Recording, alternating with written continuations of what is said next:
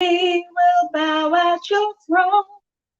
In worship, you will be exalted, O God, and your kingdom shall not pass away, O Ancient of Days. Oh, blessing and honor, glory and power be unto the Ancient of Days.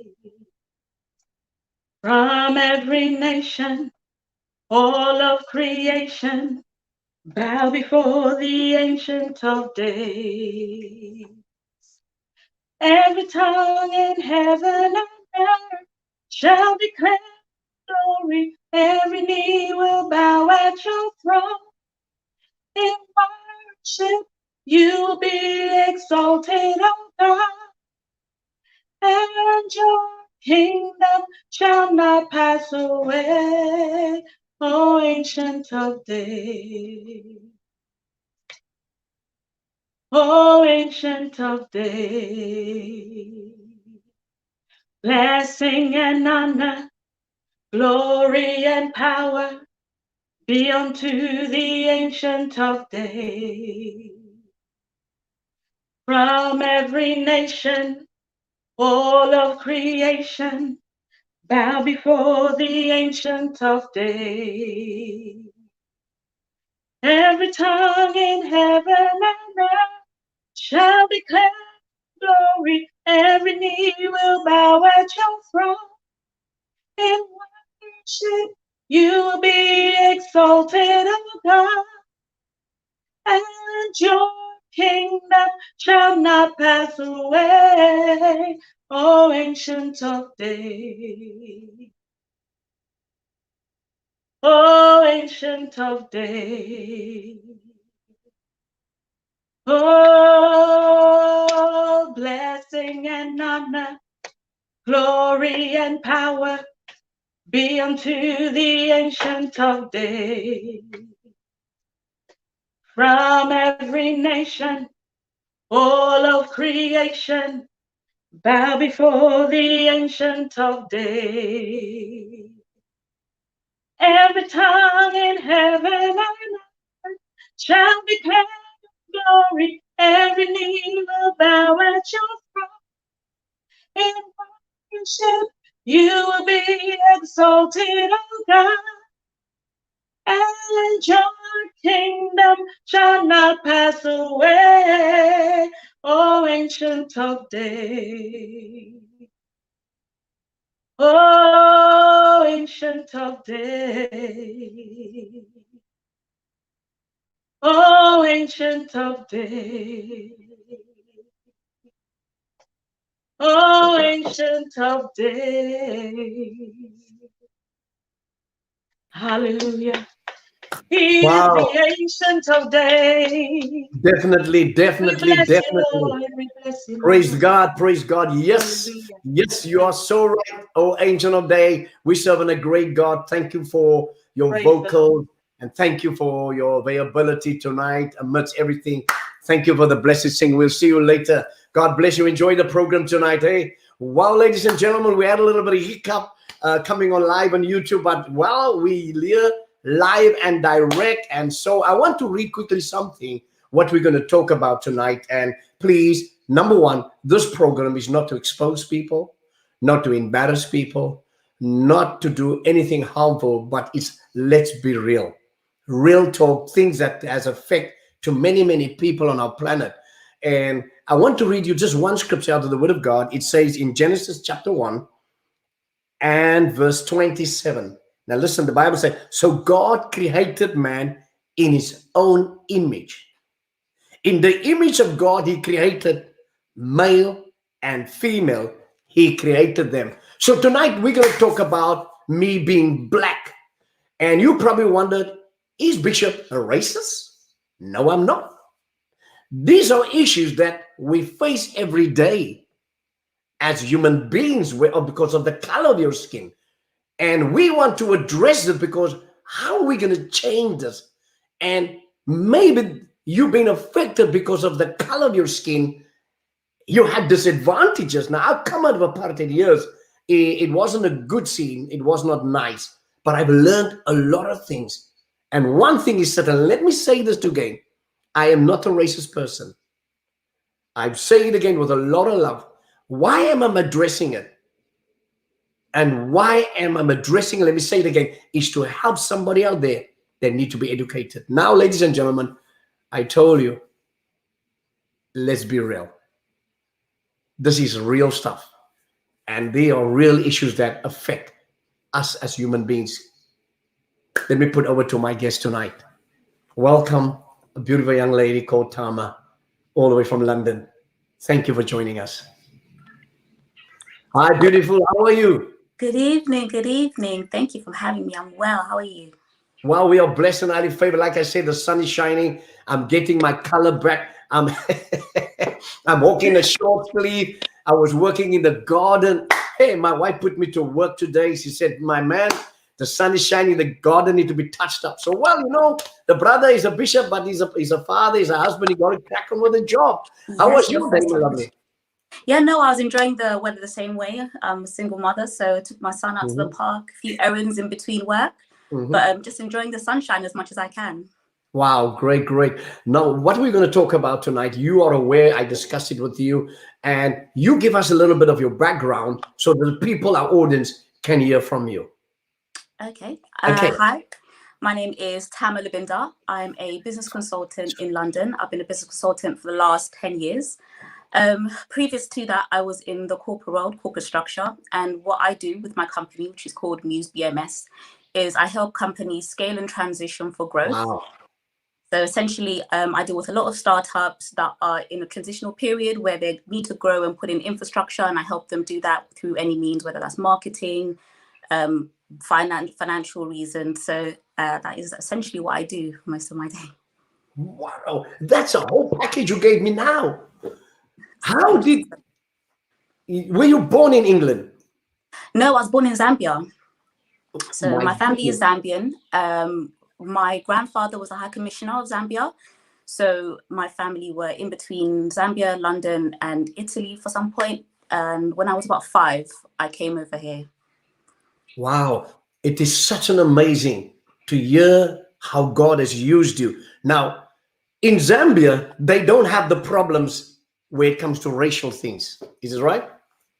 Not so much. I think over the last couple of years, there's a bit of racial tension with a few nations that are kind of populating the country as of late.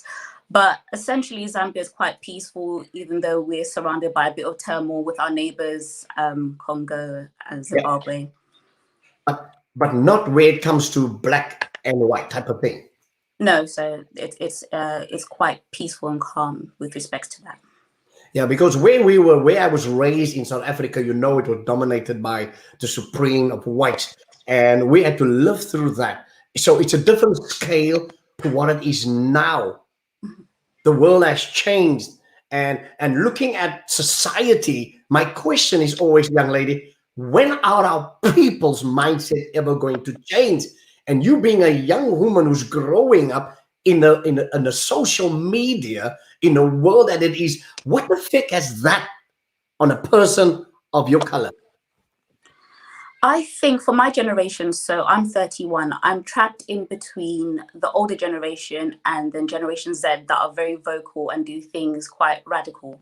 Yeah. So what I essentially find is that the teachings from my parents is outdated and doesn't quite equip me to go into certain spheres, for example, corporate or work-related items, because it's more so, the teachings were previously more so for protection, security, and keeping you in a bubble and keeping you safe, where we're kind of in a situation where we need to change the narrative and push through and break barriers of, you know, changing people's mindset within institutions.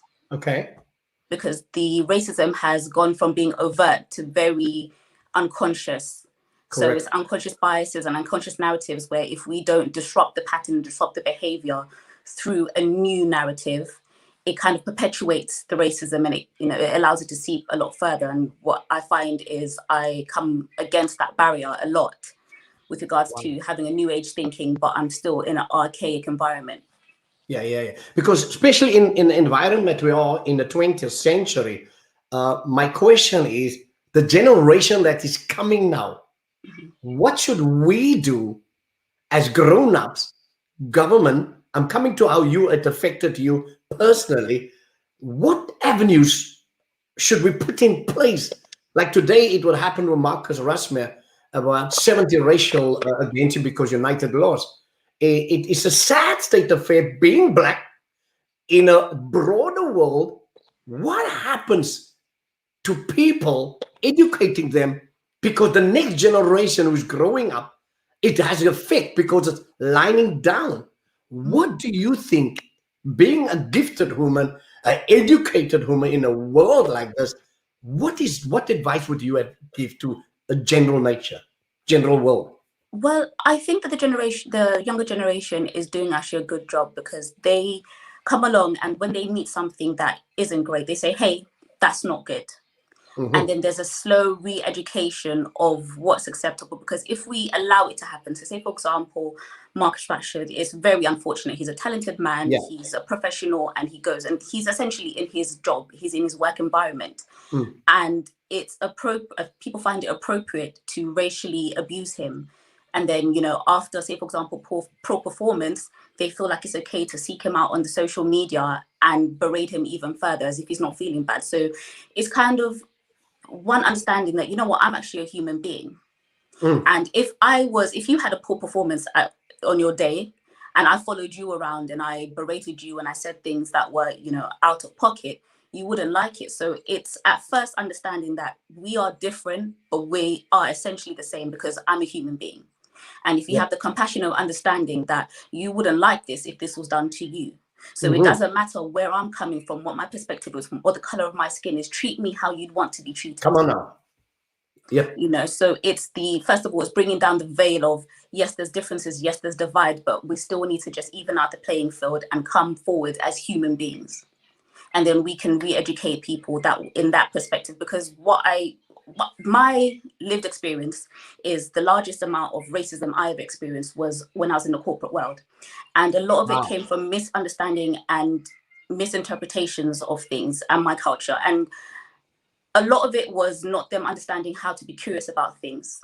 So, I've had people's hands in my hair. Wow. I changed my hairstyle, and it's kind of like hands in, no, no permission asked for, like, can I touch you? And it's like, well, if you get your hair cut, I wouldn't just come in and touch you and be Yeah. curious. And it's breaking down of how we can have this dialogue and how we can start to understand their cultures, because it's very lovely when there's a blend of cultures and people mix and really engage with each other on a very human level. Mm. However, we need to understand of how we can approach each other and how it's appropriate. Wow, because that's quite serious what you said now, especially in because many years back there wasn't so much laws as it is now, and it wasn't as addressed as now. Especially living in England is most different from all other nations.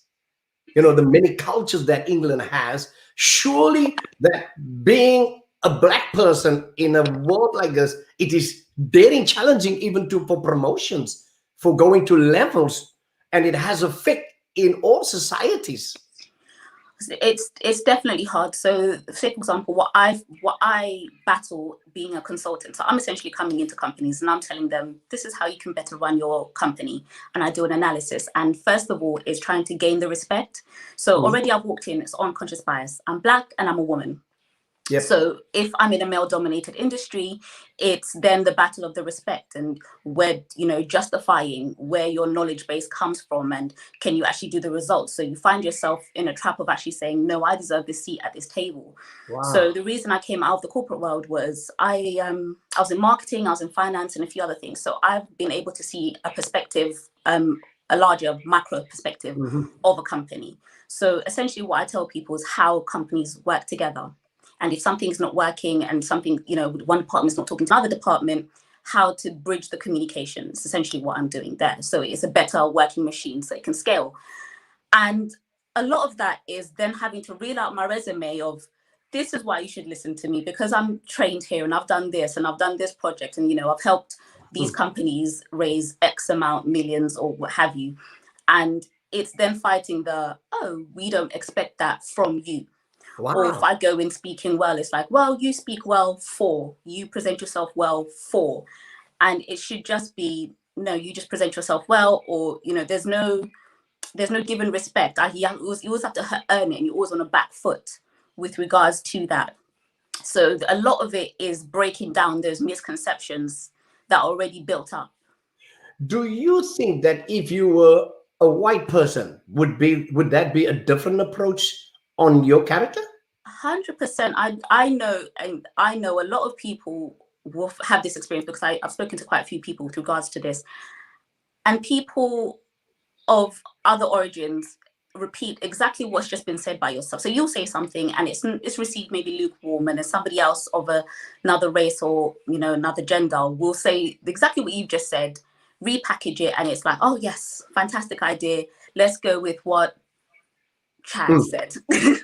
And, you know, and it's kind of like it feels like you're beating your head against them, but you have to always be conscious about how you perceive. So say, for example, you can't, you know, as a Black woman, I can't get frustrated because then I'm angry straight away, or I'm intimidating, or I'm hostile. So it's always a balance of, okay, how am I coming across for this person? And I always have to think of, am I making this person feel uncomfortable, even though I'm more senior than them and I'm trying to explain to them something where I've seen it been received by somebody else, the same message, a lot easier. Because my daughter experienced that when she came to England from South Africa among, let's say, white people at the school, and was said, go back to Africa, that's where you belong. And being from where we were, and you come here, because of the mindset of the young people has been affected because of the past. Because England's got a history. Every country has a history. And we look at the history of where we are in. This is an amazing country, number one. England is an amazing country. It's 10 times better from where we come from. And living here, we could enlarge our territories in many other ways. Not to say we couldn't do that, but the privileges were being a person of color has challenges even as a mature person. Yes. And she overcame that hurdle by finishing university and working an extremely good job, where it is being a woman of color. But if you look at the other part of it, if she was, in brackets, a white woman, she would probably have excelled quicker than the Black person. And that's why being Black has its disadvantages. And how we as a country going to overcome it for the next generation, for those who are now in primary schools?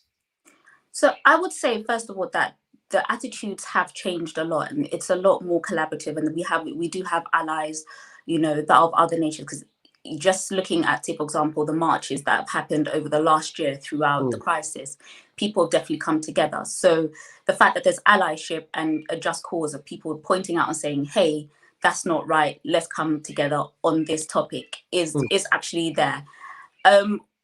What we can do is, what we need to weed out is the performative allyship. Okay. So affecting actual change. So, and, you know, not being clumped together as one mass. So, you know, phrases such as BAME. And it's like, no, each of those letters has a very specific problem and a very different way in which it can be addressed. I don't believe that the answer for the Black community will be the same as the answer for the Asian community, is the same as the answer for the Middle East community, because they're all quite different.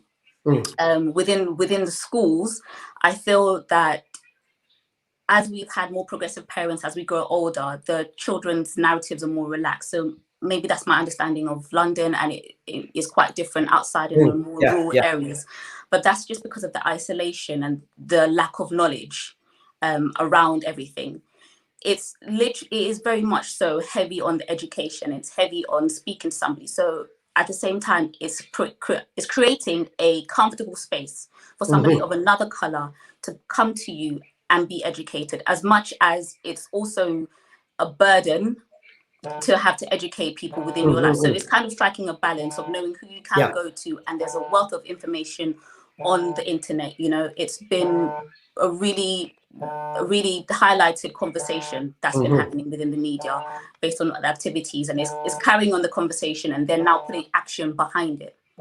it's receiving the coverage. But for example, it's putting in things in place, corporate companies saying, you know what, how can we better serve the ethnic minorities within our communities? What are we helping them gain the level of education, the level of understanding that they need to progress? So what I feel is, during my younger years when I was in corporate industry, I was about 20. Wow. I may not have had the communicative skills to speak to people. So to speak to people, to manage people, I may not have had the acumen to navigate my career progression. And it's literally having a hand from the other side saying, hey, you're great, let's work with you and have time with you to nurture you, because we see something. And I don't think big corporations have essentially the time to nurture people. And they like to get whoever's rough and ready. But a concerted effort into bridging the gap and pulling a hand across and saying, look, let's work with you. And, it's a very frank conversation of, you need to get this and this skill, and then we can put you forward for this, and let's help you. Let's mentor you. Let's have you shadow somebody. Yeah. So it just can't come from outside. As much as you can control yourself and what you do and the changes you make, help has to come from the other side. You know what amazed me when I was growing up as a young man in South Africa, there was 4 educations. One for the white person, one for the black person, one for the colored, and one for the Indians. 4, which is crazy. And looking at where we are now, because we couldn't go to the same schools, by the way, because of the color of your skin. So we were disadvantaged back then. And now South Africa is disadvantaged again as a colored, because we were classed as colored, like we would say you're mixed race or, things like that. Yes. They are disadvantaged. In England, it's a little bit different, but on the same scale. And this is the effect that it had for the generation to come. Because here I see Jasmine say, we are black people are being better served being accepted for who are and the quality we possess. What is true, but we are not identified as the BAME. Now, my concern is, as a black person, and it's really concerned, because people ask, I was meeting a man of God yesterday for a coffee, and he asked me, what is my stand with Black Matters, Black Lives Matters? And I said to him, as a son of God, a child of God, every life on planet Earth is created by God and everybody matters. But in the political arena, it's a different ball game. You see? And I think that is true. In the political round, they see us differently than in what we see each other in a different aspect. Because our concern is, my biggest concern is this: why are we killing our own people? Our young men is killing each other, going out. It's sad. So, this touches on an organization that I work very closely with, the Hearts of Talent. And I personally believe that it's a lack of opportunity, because young men on the streets, quote unquote, have fantastic acumen. If you think about the level of business skills you're going to have all these people in your downstream and supplies and logistics and things like that. They haven't had the opportunity to then channel that into something positive. So when I work with the Hearts of Talent, I do operations and strategy on that. It's a fantastic organization. They provide opportunities through the conduit of music. So there's a competition, and the kids come along and we help nurture them. And as well as that, we have fantastic partners that help us deliver employability skills, workshops to really help them develop and understand themselves. So the reason we pick creative arts is because it helps you establish your sense of self. It helps you boost your confidence. These are all things that have been stripped away from the provisions that are provided by government. So if you think about who's sitting at the table within government, how could you possibly understand what I need if somebody like me isn't there? You can only address your lived experience. In the same way I can address my lived experience. This is why it's so important for people of color to gain an interest in politics, because it addresses your real life. It addresses the things that you're able to provide for your community. That's the only way you can know. So, for example, I can know how to better help people of color within business because that's the arena in which I perform. If somebody with my specific characteristics isn't at the table when we're discussing business opportunities, when we're discussing, grant giving, when we're discussing fundraising, helping with investment, because it's absolutely hard for young startups from a Black-owned perspective to get funding to, fantastic ideas, but they don't get it. So it's opportunity, and the opportunities isn't provided because the people at the seat they're born with opportunity. They don't understand what it is to walk around, and you can't blame them for that. But because if I walk around and I just am not aware of somebody else's plight, it's that person, it's having that conversation with that person, giving them a seat and a space and saying, how can we make this better? Children's school provisions have been stripped back. There's no more Friday night situation. There's no school sports activities that are being funded. There's not even financial literacy. There's a lot of things in which the community needs to hold them accountable so that we can then bridge the gap for them. And we don't hold them accountable. We don't pay attention to the elections. We don't pay attention to what's going on. We've had a London mayor that essentially we supported as a Black community because he was a person of color. But if you think about the things that he's put in place, he hasn't supported the community back, and we haven't held him accountable. It comes around that, every 4 years, every 2 years, whatever, there's elections, and we just tick a box, but we don't say, actually, what have you been doing for us and what do we need? It's going to our local councillors and saying, within this area, let me know what you're doing for what you're doing for my community. So true. And if not, why should you be in that seat? Why should you be in the incumbent if you're not serving the people that are voting for you? You're serving the people, and it's quite performative. We shouldn't accept performance allyship anymore. Wow. Man, this is amazing stuff, because there's a lot of stuff people are not aware about what you're saying. And just because of just accepting things as it is, we can make a difference. But I want to stop you for a moment, have a cup of tea quickly. We're going to get Sandra to sing for us. I hope you are watching us live and direct wherever you are. This is Let's Be Real. And the issues we are talking about is let me being Black. And I know people ask me if I'm Pakistani. People ask me if I'm Asia. People ask me if I'm Indian. People talk like I am not. I'm a child of God, and I'm a human being just like you. So tonight, ladies and gentlemen, it's getting hot. I love the program. It's exciting. We need to talk and address this stuff. And there are many things that we need to talk about. And because it's important, it's real life issues. And it has effect not only on you, but on your family, on your generation to come. Allow me to introduce you one more time, our beautiful sister Sandra, who's going to sing for us. Welcome, beautiful woman of God. As you're going to sing for us, just bless us as we wait upon you. God bless you. Thank you so much. Thank the Lord, thank the Lord, thank the Lord. Our God is worthy to be praised. We're going to bless his name. We're going to praise his name because, Father, you are great. You are faithful. You are true. We bless you tonight. Hallelujah. Come on and bless the Lord with me. Come on and bless the Lord with me. Come on and bless the Lord with me. Come on and bless the Lord with me. Come on and bless the Lord with me. Come on and bless the Lord with me. Come on and bless the Lord with me. Come on and bless the Lord with me. Hallelujah. Hallelujah. Hallelujah. Hallelujah. Oh, hallelujah. Hallelujah.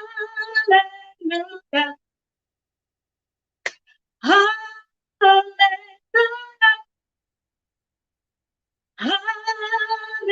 Hallelujah. Come on and praise the Lord with me. Come on and praise the Lord with me. Come on and praise the Lord with me. Come on and praise the Lord with me. Come on and praise the Lord with me. Come on and praise the Lord with me.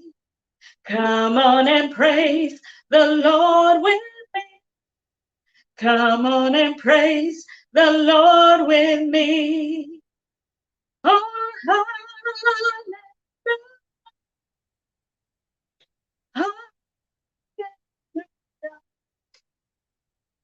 Hallelujah.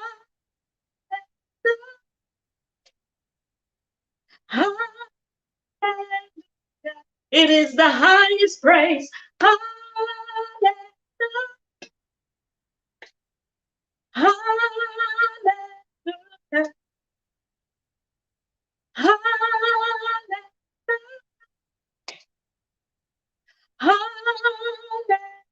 Hallelujah. Come on and clap your hands with me. Come on and clap your hands with me. Come on and clap your hands with me. Come on and clap your hands with me. Oh, hallelujah. Hallelujah.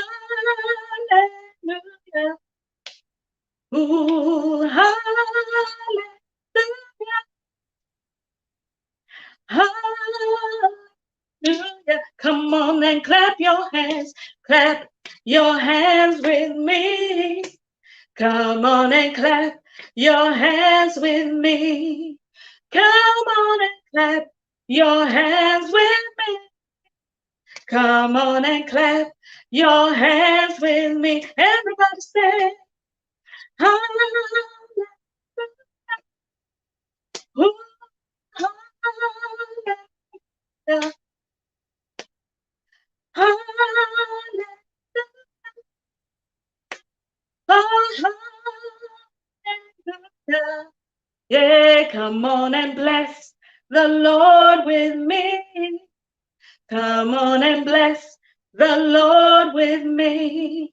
Come on and bless the Lord with me. Come on and bless the Lord with me. Oh, hallelujah. Ooh, yes, hallelujah.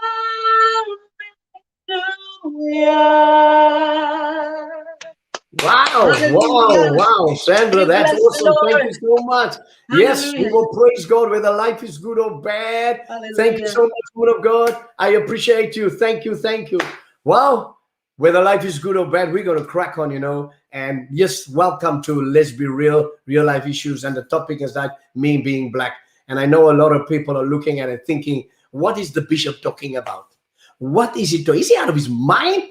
Listen, I told you I'm not racist. I'm definitely not racist. I love being black. I love my brothers. I'm a child of God, and we are talking to an amazing woman who had experience of being through the process and how she recovered and how she took a stand is amazing. So, ladies and gentlemen, let's welcome our guest tonight, Tama. Tama, thank you so much for your patience and your love. Sandra is where you're living in the area. The network isn't that great, but thank God the woman can sing, and we thank God. Yes. So you was telling us Hearts of Talent, they are making an impact in London so the young men and women from all races can join it. Yes, they are making an impact. So the company's been going on for about 3 years now.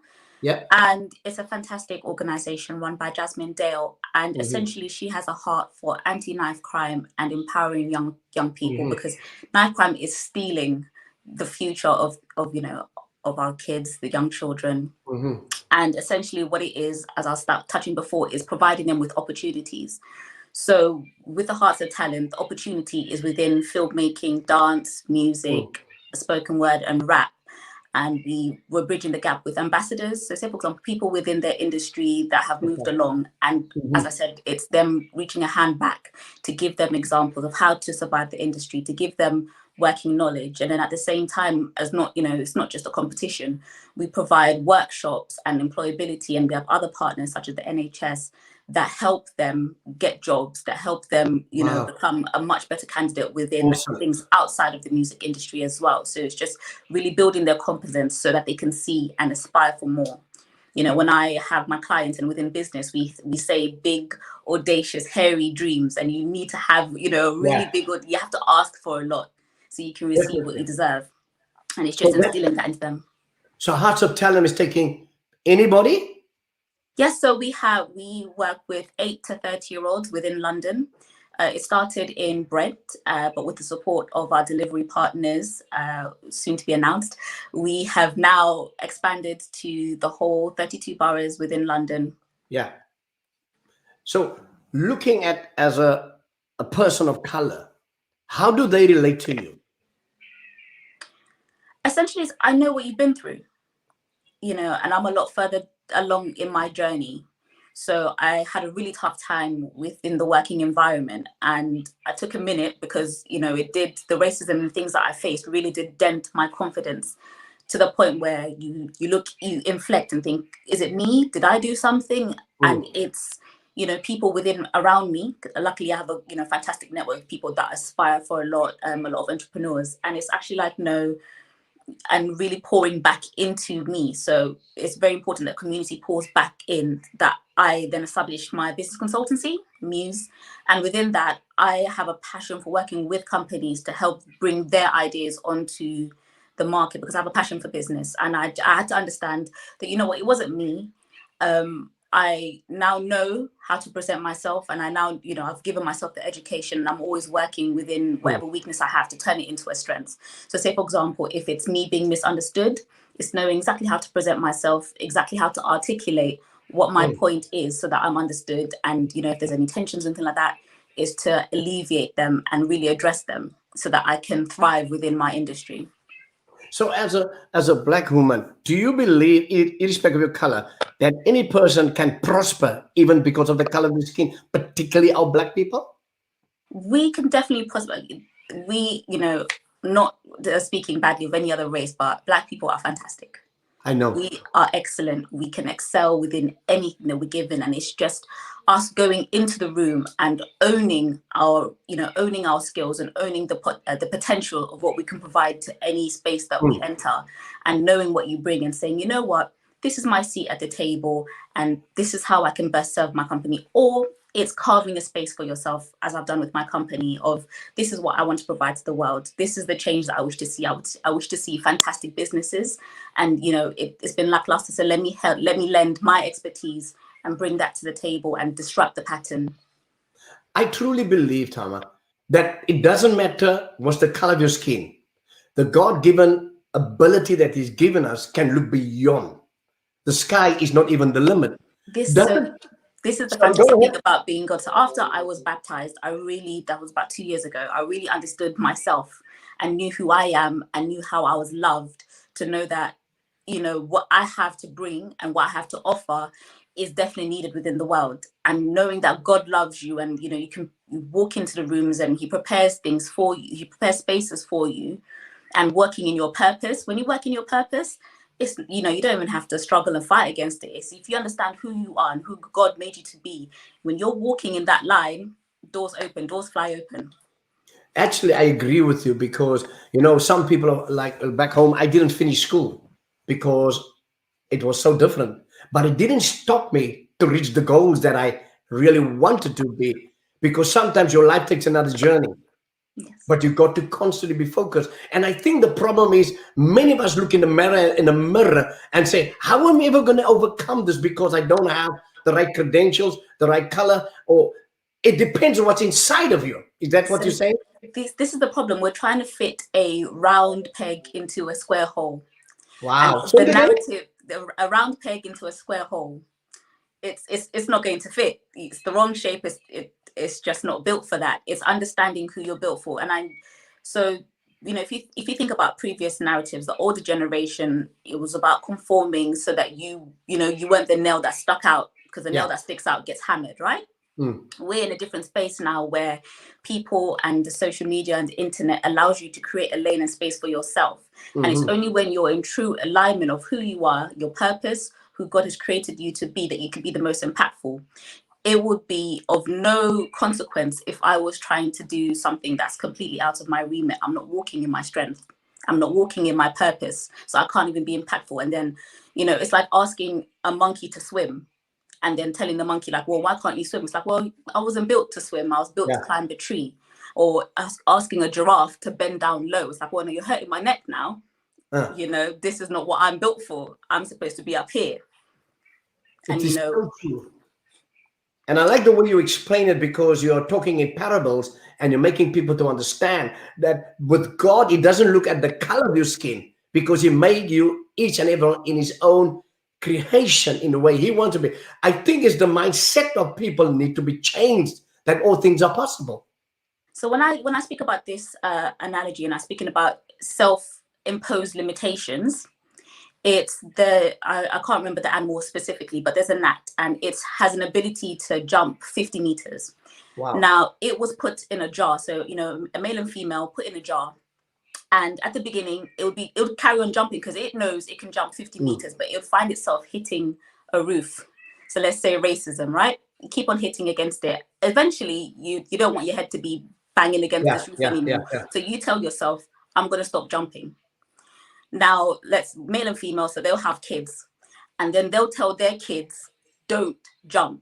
Wow. And so now the kids, and then the kids have kids of kids, and it's no longer don't jump because you'll hit your head. It's now don't jump because you're not supposed to jump.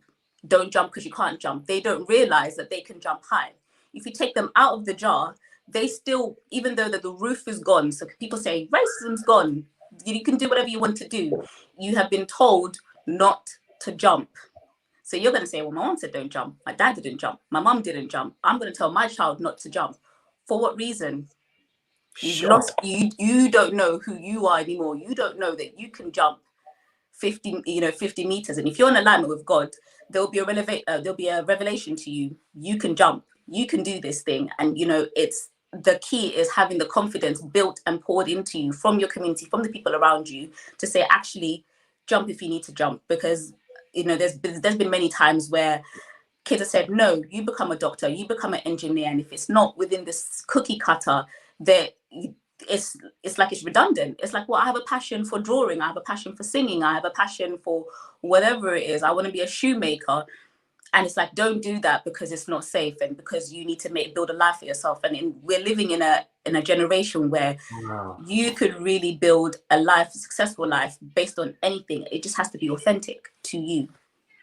That is so deep. That is so deep, because color should not even affect you to where you want to go.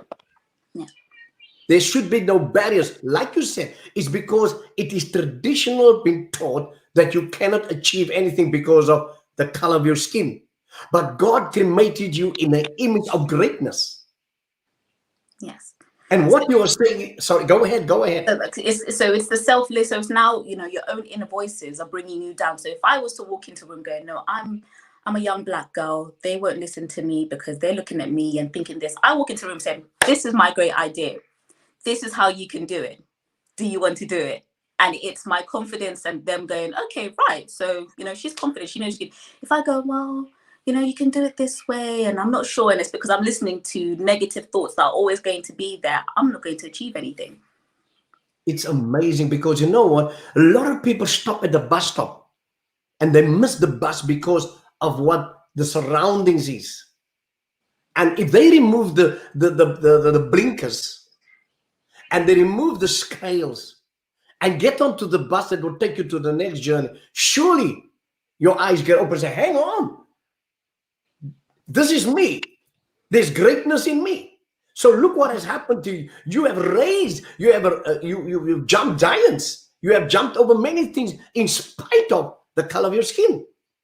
It's the vision. So, Habakkuk 2:2, write the vision, make it plain. If I understand where I'm trying to go. So even if, let's say I missed the bus, I know where I'm trying to go. Like, okay, let's get on this bicycle. Let's get to my destination. Let's get on this scooter. Let's get to my destination. It's keeping the drive going because I now have the vision. So I know what my purpose is, and I have the vision of where I'm trying to get to. So I don't allow the environment and the circumstances to kind of hinder that. You know, another great analogy I like is if all the water in the sea couldn't sink a boat if the boat doesn't let it in. Woo, woo, woo, woo, woo. You go on, girl. You go on. This is great.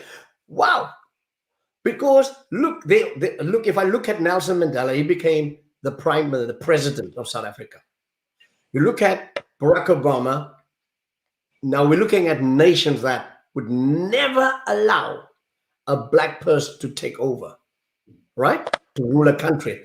If you look at right now, next to Mr. Biden is a black woman. If you look in our country, in England, you see how many black people are raising up to government.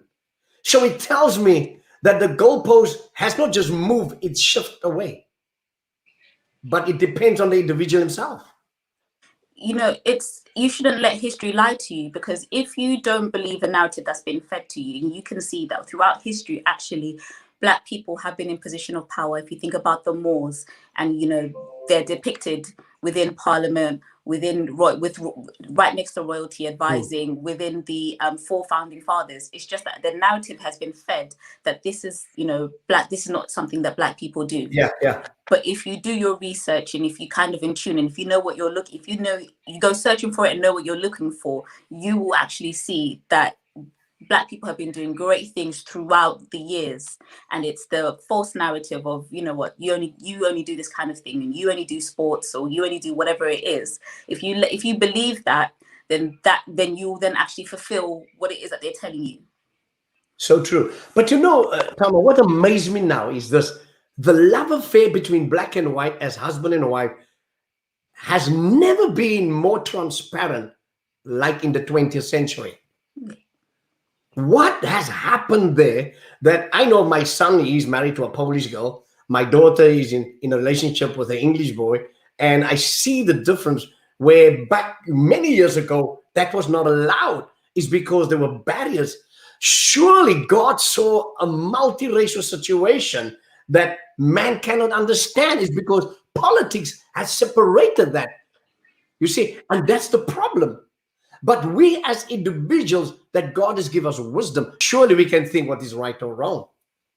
The issue with that is some people stay within their environment. So if you don't travel, you don't see the world for the lovely colors and mixtures that it actually is. You don't get to know and like something else. If you stay within your environment, it's all going to be the same. You've got the same kind of people, the same kind of thoughts that enter. You don't get to experience other people and other culture. So the main thing is travel, move outside of your environment. Don't stay still, because if you stay still, you become archaic. You know, the world is moving along. People are traveling. I know we've been in the situation we've been in. However, when you get to experience other things, it really just changes your perspective, and you're able to see the world for actually how beautiful it is. You know, it doesn't matter if I'm white or I'm black or I'm Asian. I'm a person. And when you're talking about love and marriage, it should be a heart vibration. You should be in sync. Come on now.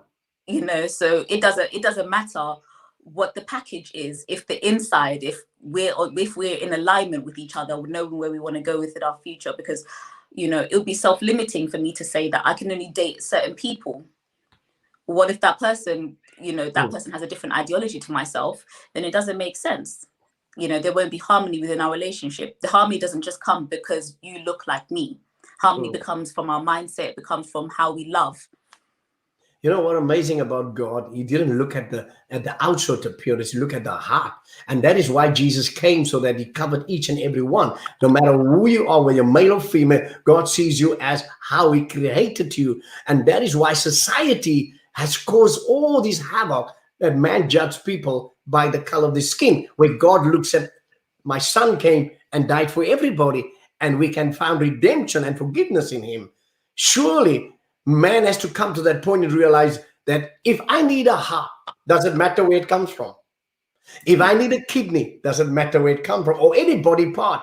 And mom said, no, it comes from a white man. I can't. It's going to be silly. Yes. You know, I think it said above all things, it's love, isn't it? And it's loving your neighbor, and your neighbor could be anybody. And if you don't love them in the manner that God loves you and you love yourself, then that's where the breakdown happens. It's so true. So what would you say for the young people of today that are racist? What would you say to them? I mean, it's why would you want to block yourself off from experiencing somebody that could even help you, somebody that could love you? Wow.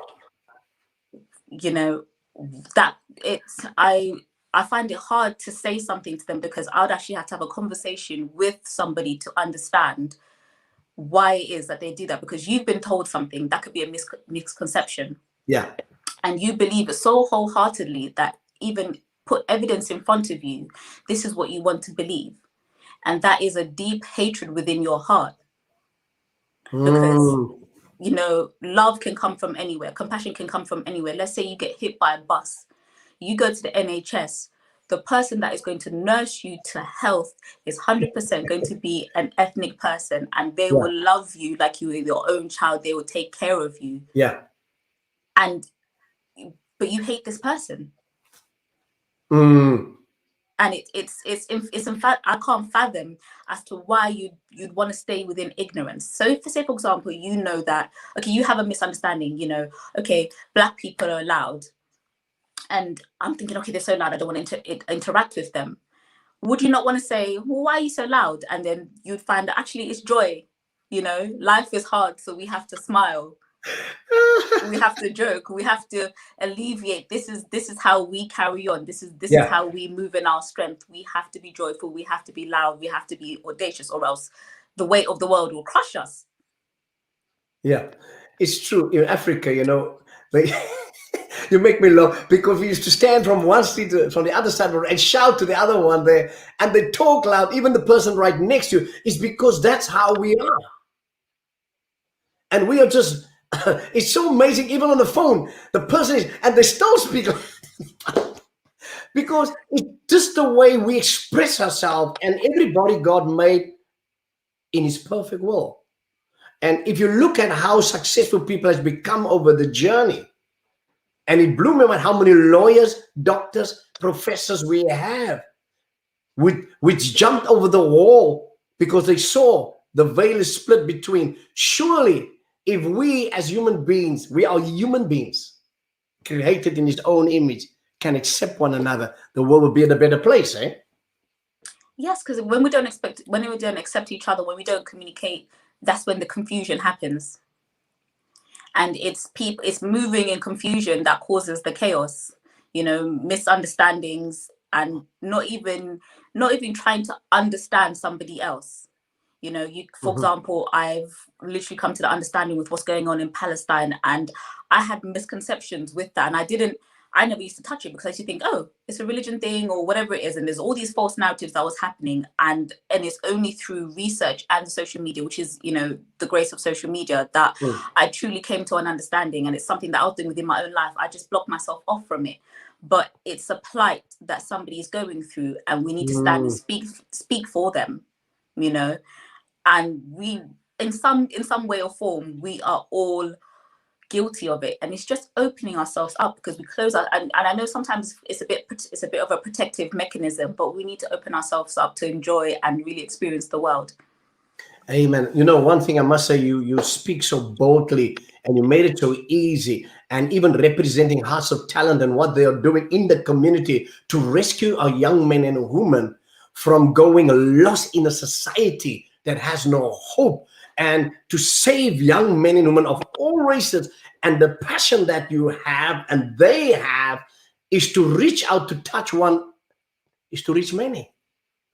Yes, because within, say, for example, one individual doing drugs, knife crime, the many people that it touches around them, the bystanders, the families, the people that they're then roping in to help them, you know, it really just pulls the community down. And if we can build these people up and give them opportunities and tell them that, you know what, actually you can actually aspire for more, And we understand that you might feel lost, you might feel in need of belonging, and this group makes you feel like you belong. This group is giving you something to do and a purpose, but actually you have a purpose here. So, you know, that's why within the Hearts of Talent, it's very important for us to have a faith in community sections so that we really build a holistic understanding of the person, so that the person can build a holistic understanding of themselves, their character, their confidence, their purpose, their skill, their talent, and an opportunity. And I want to appreciate you for tonight. And I think the audience, we have audience around the world here that's been watching you and commenting, amazing of what you're saying. And the topic was quite interesting because we are faced with it daily. And it's interesting that you have shared your experience and even give direction so that mothers and fathers, young men and women can learn from it, that the buck doesn't stop by your color. You can explore it beyond horizons, but you got to do something. Irrespective, you're going to run against a brick wall. You must not stop because of what people say about you. You got to believe in yourself, irrespective of where you come from, irrespective how you were raised. So look, you were raised in Zambia. Look where God brought you, and look where you have gone. You have achieved so many because why? You made up your mind. I know in a few more words we are closing. For a few seconds, share what God has laid upon your heart that your audience might go home with tonight. With whatever you have, with whatever you do, you have to be intentional. You intentionally love, intentionally understand people, intentionally go about your work and your business. You know, God always expands to you. If you don't act on your talents, he'll take it away and give it to somebody else. Wow. If you want to achieve something in your life, you have to wake up and drive yourself, and you can't rely on being motivated. You have to be disciplined. Disciplines means doing something that you may not want to do today for the goal and for the future, for the future result. And it's having the vision and staying true to that and keeping in alignment with God so that you can move in your purpose. Wow. Well done, Tamal. Thank you so much, people, and for your time to share. And I'm being blessed, and I know other people will be blessed. We will definitely catch up soon. Thank you so much for joining us and sharing that. I've been blessed, my lovely. You'll be blessed and stay blessed, right? Bless you. Well, ladies and gentlemen, we have come to the end of our program, Me Being Black. This is real life. This is real life issues. Let's be real. We are not hiding anything. You see, the problem is us. We just of where we come from, and because we undermine ourselves many times. God has made you for greatness. We all have failed, but it didn't stop us from rising up again. I want to say to someone here, listen, color's got nothing to do with it. Being white, black, Indian, wherever you are, God's got a purpose for your life. And don't let people discourage you because of who you are, where you come from, irrespective if you have no education. Listen here, you are significant in the sight of God, and the best is yet to come. So I want to thank Sandra for singing so awesome. Tama, amazing. Wow. I am blown away what I heard and the encouragement and the boldness she has to help someone out there. Listen, I also want to encourage you. House of Talent is waiting with arms open wide to embrace you. So this is Bishop Sandra Fredericks. I'm signing off, and I want to thank you for joining us. If you've been blessed, please subscribe on our Facebook, on our YouTube page. Follow us live and direct. We want to encourage you. Let's be real. Be the real McCoy. Don't be someone else. Be who God wants you to be. And remember, he still loves you and he cares for you. God bless you. Have a good evening.